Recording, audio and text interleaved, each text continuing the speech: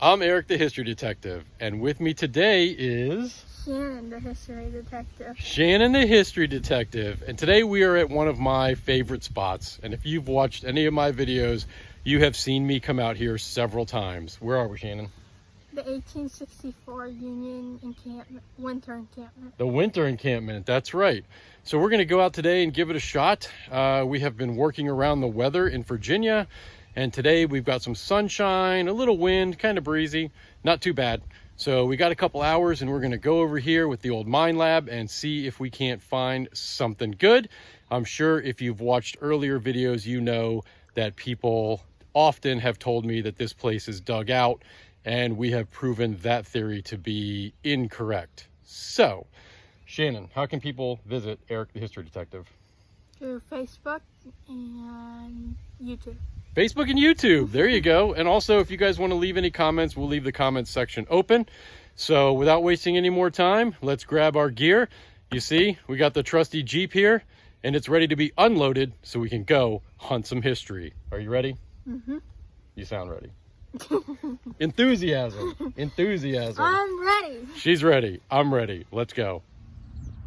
Well, the trusty mine lab strikes again. I'm out here with Miss Shannon. Here's our hole plug, and I flung all the dirt up, and Shannon is over there sifting with the pinpointer. Sorry for the wind. And what color did you just find? Goody green. Let's take a look. Point it out to us. Why don't you pick that up and clean it off a little? What do we, oh my gosh, what do we have? What is that right there? Go ahead and just rub a little bit of the dirt off. And what do we have out here at the old Union 1864 winter camp? Is it a button? It's awful green. Look at that. Could be a coin. Let's clean it off a little bit, and then we'll get back and show everybody what it is. Smile. All right, we are back. There is Shannon, and let's look in her hand. Look at that goody green shining in the sunlight. That is some beautiful aqua green patina on that relic right there. And we're gonna go back up to Miss Shannon. She can tell you what it is. It's a Spencer carbine cartridge bullet base. That is correct. That is the tail end of a Spencer cartridge. If you want to flip it over like that, yep, you can see what's left of it.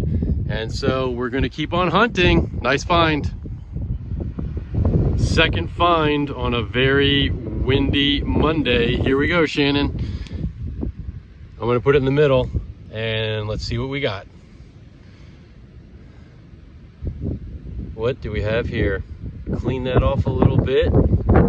Just hit it with the pinpointer, and we have ourselves a bullet. So why don't you wipe that down real good and try to identify that. How many rings do we have there? 3 rings. Is it a 3-ringer?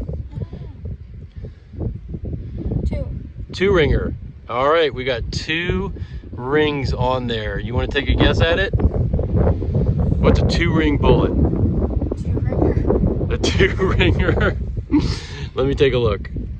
We do in fact have 2 rings, and if you've ever seen any of my videos before, you will recognize that as a Sharps carbine. That's what we got right there. Really nice Sharps carbine bullet. There's the base, and of course the cartridge is long gone. All right, gonna keep hunting. We're back, and the finds are coming fast and close together. So Shannon was poking around with a pinpointer, and Shannon, why don't you try to dig it out of the dirt there and show us what we got. I see some white. White is always a good metal detecting color. White means lead. And here comes our second bullet of the day. Give that a little wipe and see what we got. Is that a Sharps again? Or is it, keep cleaning, the Burnside? And that to me, it's on a little bit of an angle. That is a Burnside. Why don't you hold it up so everybody can see the area there that you cleaned. Whoa. And there it is. A little Burnside carbine, about 4 feet away from where the Sharps was, which was about 4 feet away from where the Spencer cartridge piece was. So gonna keep hunting. Trying to video between wind gusts, but we have our second goody green of the day, and I know you can see it in the middle of your screen, that edge right there. I just pinpointed, and that is some beautiful goody green. Oh my gosh. Look at that. Do you know what you're looking at? That is a cavalry button. That is a Union Cavalry flying winged eagle with a C in the shield. And no back, unless that's kind of smushed up against there. Oh my gosh. In the land where it had all been dug, we just got ourselves a beautiful Union C Cavalry button. Man, there's no doubt that's going to be the find of the day. That is spectacular. And I will clean this up to show you guys at the end. Flat flying wing Eagle C button. Awesome find. All right, gonna keep on hunting. So I got 2 interesting finds I wanted to share with you guys. I just dug these 2 pieces of lead back to back, and I thought they were going to be lead melts, but these are actually intentionally cut. This almost looks like the back of a Williams cleaner that's been cut, although the radius here is a little bit big, and you can definitely see how that has been cut to that shape.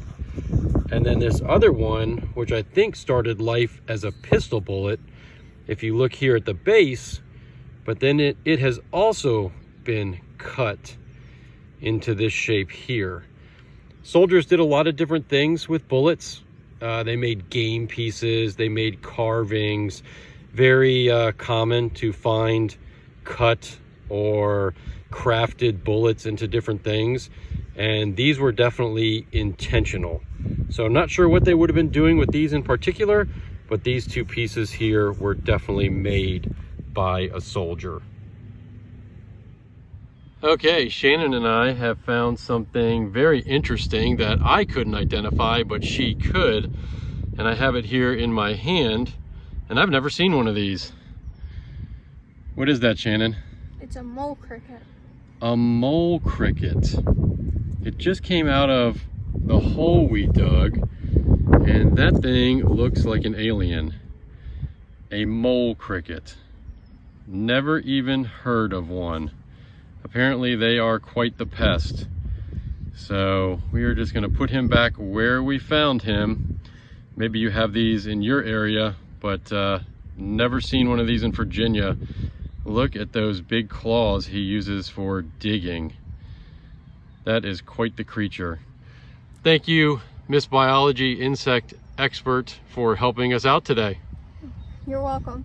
All right, there's Miss Shannon, and it's warming up out here, and the wind is finally dying down, and the clouds are going away, and we just got a great hit. You want to point it out to everybody, Shannon? Right there in the bottom of our grass, we have another bullet. Pull that out of there, and let's see what we've got. And this is one of the most shallow bullets I've ever dug in this camp since it was plowed for many years. You can see where she just pulled it up from. There's some grass roots right there, and it was a screaming hit. And she has a long Colt pistol bullet right there. Why don't you hold that up? I'll focus. Yep. Long Colt pistol bullet right there. Maybe 5 inches, probably a little less, maybe 4, in the bottom of the grass clod. Great find. Little metal detecting oops here. I was digging this big hole and I had a screaming hit, and Shannon is going to point to it for you. I'm going to kind of zoom in. Maybe you can see it in the middle of your screen. You want to point to it there, Shannon?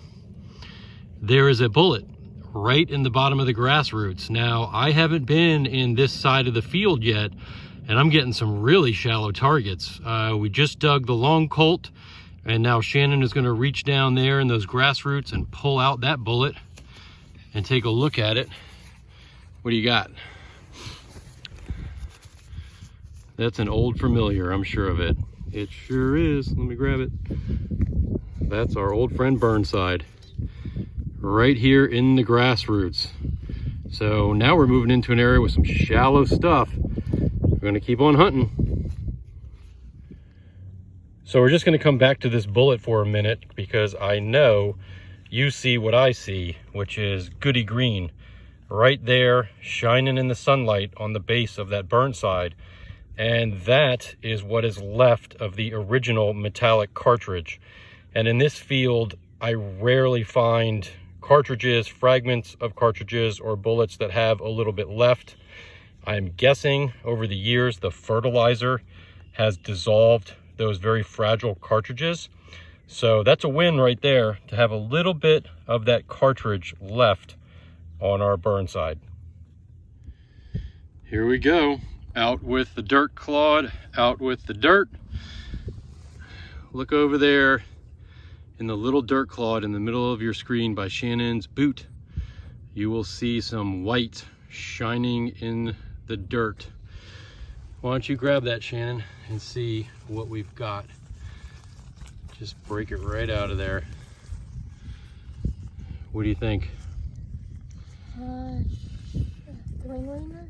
Is it a three-ringer? Take a close look. I can't tell. I'm gonna bring the camera in. I'm trying to stay in the sunlight.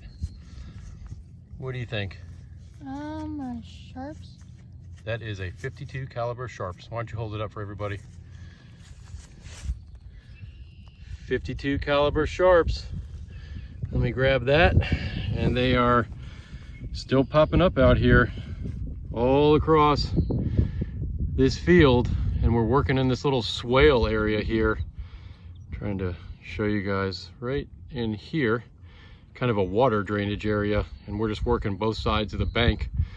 And Shannon is collecting worms for our fishing trip later. So we get to metal detect, we get to collect worms, and then we're going fishing. There's the trusty Mine Lab, or as my buddy says, hey, are you gonna bring that garbage can lid out here to metal detect with us? That's his little Mine Lab joke. So, gonna keep at it. Okay, since I have Shannon here, I'm gonna show you guys how I do this with the Mine Lab, because I got a hit right here. And as I come down through this field, I hear it right here in the grass. And then I turn 90 degrees and I do it again. That could change the tone depending on how the object is laying. And because I'm running this giant coil, I have to dig a hole about the size of that coil, because Mine Labs don't pinpoint. You're pinpointing with your ears. So that's why this grass clod here is about the size of the coil. Kind of just get that out of the way. And now I'm down in the dirt and I hit it again. It's out and it's in our grass. And it's right over here. And then I'll just take my pinpointer, which has a little blade edge on it, touch it to the ground and turn it on, and that ground balances it. And then that blade right here, I'm gonna scrape. I see a lot of people do this with their pinpointers, but don't do that. You can trigger the mechanism and it'll give you a false signal. So you use the blade edge and you just scrape. Scrape through your dirt and try to find out where your target is. It's right over here. And then it'll start to go off. And what we have right here is just a small campfire lead melt. So, remember with these pinpointers, poking them triggers them. Use that blade. Now, if I'm blading and I get a hit, then you can stand it up on end and try to use the tip of it to pinpoint. Once you've bladed it and you're in the area where the signal is, Then you can flip it up on end if you're still having trouble. Other than that, use that blade side and just sift through your dirt. And that'll really help you find your targets a little bit quicker, get what's in there, and then move on, and more happy hunting. Okay, I'm just about 3, maybe 4 feet away from where that lead melt was, and we're gonna do this again. I got a nice hit right here, kind of quiet. I'm turning, and I hear it in both directions. It is definitely louder going this way, so I know it's definitely down there. Maybe if we're lucky, it'll be a deep button, but I'm gonna cut the sod just like the coil on the detector. And there are some people, I'm sure, who are better at this than me, but I recommend bigger holes, not smaller holes. You're gonna miss a target. Even doing this sometimes, I miss targets and they're in the wall. And you guys have seen that in the video.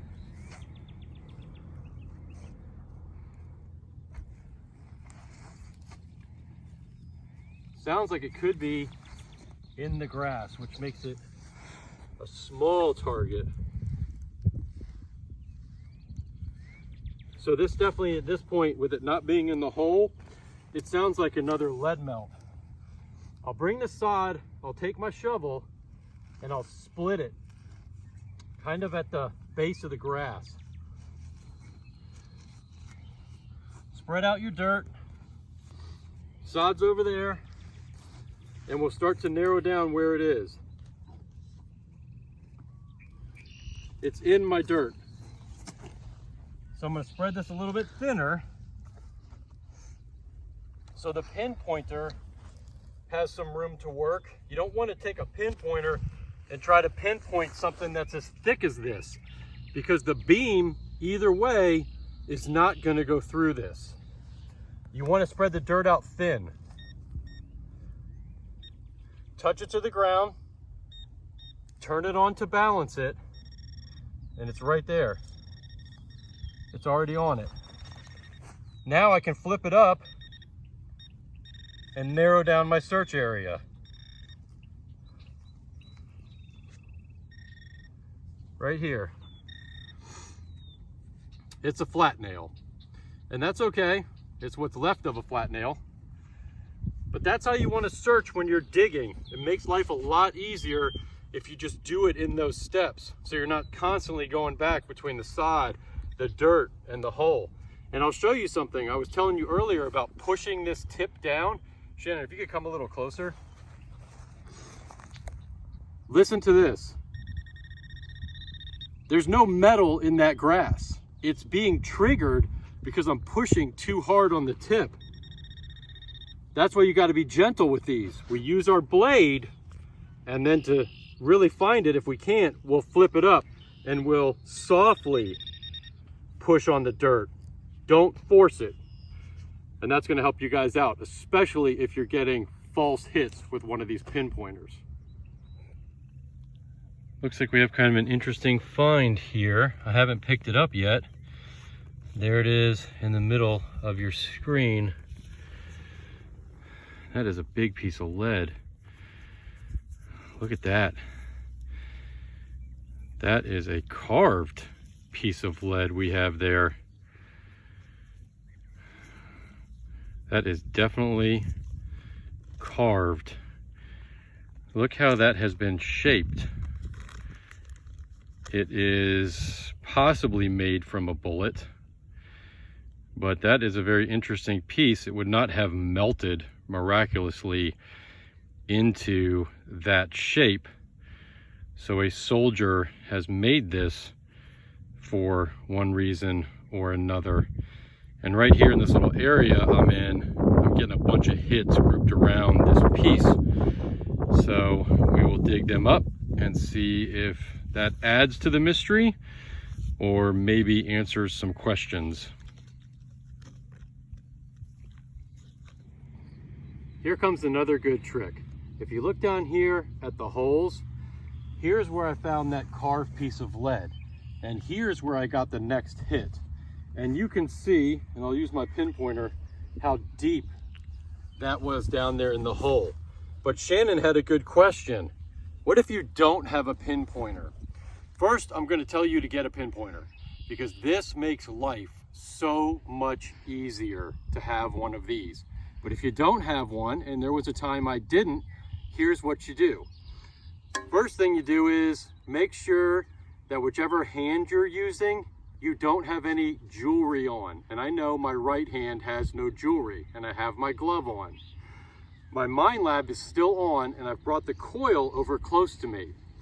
So I'm gonna grab handfuls of my dirt because I know my target is somewhere in here, and I'm gonna run them over the coil.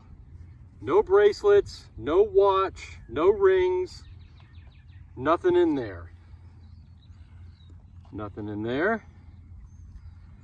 Nothing in there. It's in my hand. So I know that somewhere in this is my target. You can start looking through it, or you can break it up and a little bit smaller runs of the dirt. It's in my hand. Now I've got just a little bit of dirt in my hand. I can already see it. And if Shannon can zoom in on it, there you go. The field full of Burnsides gives up another Burnside. And that's how you can search and narrow down your target without a pinpointer. I hope that helps you guys out. But again, I am going to recommend you get a pinpointer. It does make life easy. Gonna keep hunting. Just flip the plug out here and we got ourselves another Grassroots bullet. You can just see the tail end of it sticking out right there in the roots. We'll reach down there and pull that out. I'm gonna start calling this Burnside field. There you go. I haven't even filmed all the Burnsides we found today. There's just an endless supply out here. And it doesn't matter if you're just finding Burnsides, but finding relics all day, you can't really beat that. And there's another one right there. Gonna keep at it. If you guys have watched any of my earlier videos of digging in this Union campsite, you might recognize what I'm about to show you. Look in the dirt. Charcoal, ash, charcoal, charcoal, and we're gonna look down in the hole, brick, and more brick, and more charcoal and ash.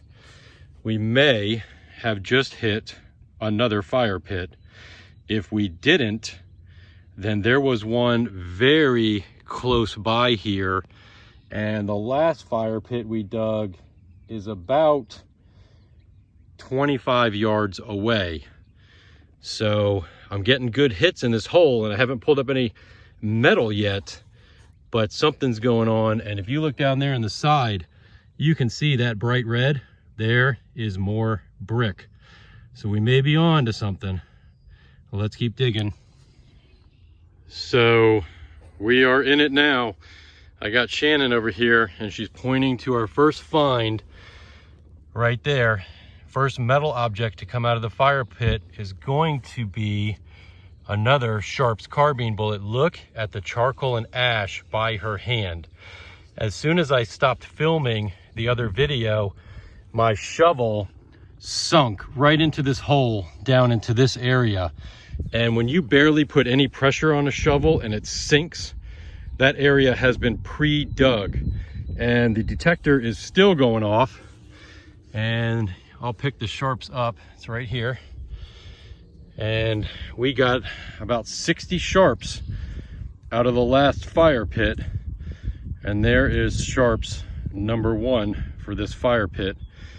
And there was some burnt iron in there too. But we're gonna dig and see what we can find.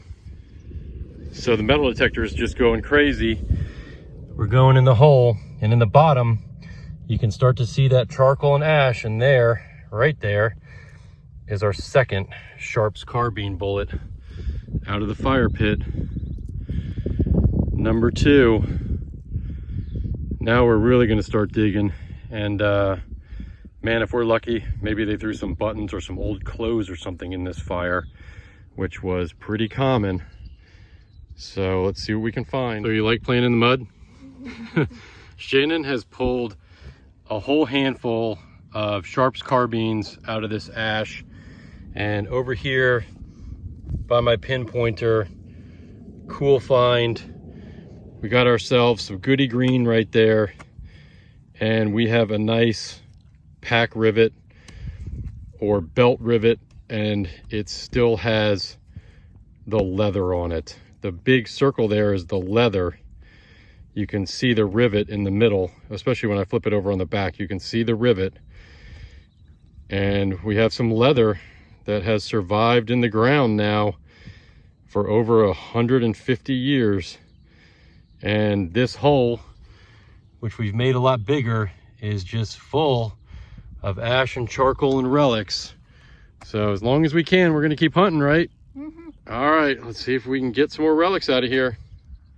Here we go. Look at that giant pile of ash and a pile of bullets in the ash pile. That's just the top of them. Now, see the clay? That's about where I stopped digging a fire pit. I can see that the end of the pit is in this layer of clay. But look at all of this we still need to pull out of here and sift through. And here is how it looks right now. And we are still working on it, but I just hit that pile, and we are going to start popping those out and see what else is down in here. I want to show you guys something amazing. We are now pulling out what appears to be a cartridge box full of Burnsides, and a lot of the cases are still here. Look at the Goody Green in this dirt clod and in this dirt clod. It's so deteriorated that the second you touch it, it falls apart. But the black stuff still inside this cartridge case is the gunpowder. After over 150 years in the ground, it's sad we can't save those cases because they're just crumbling with just the slightest touch. But there's the split case, and there is the gunpowder from way back in the days of the Civil War. That is amazing. And now we are kind of at the bottom of the pit and excavating the walls, and there's still a lot of hits in there to be dug out. And we've got a mess, and there's Shannon, and we're gonna keep at it. Well, we are back at the Jeep and we are wrapping it up. Is metal detecting dirty business? Mm-hmm. Dirty business. We are pretty filthy after excavating that fire pit. And that's the second fire pit that I've hit out here in the field where it had all been dug. So we got a lot of Burnsides, some Sharps carbines, some of the pieces of the cartridge cases, and the pack rivet with the leather, and we dug it out pretty well, but that finished our day. It was exhausting, and the pit was about 2 feet plus deep and maybe about another 2 feet in width.